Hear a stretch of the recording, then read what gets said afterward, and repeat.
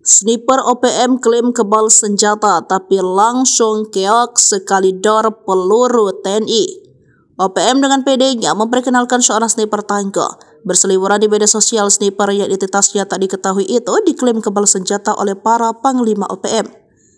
Namun faktanya ternyata tidak sehebat itu. Sekali dor, sniper andalan OPM wilayah Papua Pegunungan itu keok. Beredarnya video OPM pamer kekuatan sniper merupakan bentuk respon organisasi separatis itu pasca seorang komandan mereka tewas tertembak. Mungkin OPM berharap militer Indonesia ketakutan, namun justru adanya video tersebut mengundang amarah Satgas Keamanan di Papua. OPM sedang berpesta diam-diam dipantau TNI dan Polri, sang sniper andalan OPM jadi buruan utama. Diawali dengan tembakan ke arah bendera bintang Kejora, TNI dan Polri bikin OPM kocar-kacir, pesta pun bubar. Selanjutnya prajurit terlatih TNI mencoba memancing sniper OPM agar keluar dari persembunyiannya. TNI dan Polri sangat menantikan keahlian sang sniper seperti yang digembar-gemborkan Panglima OPM. Sebagai pancingan diletakkanlah helm hitam di atas barisan batuan di dalam hutan.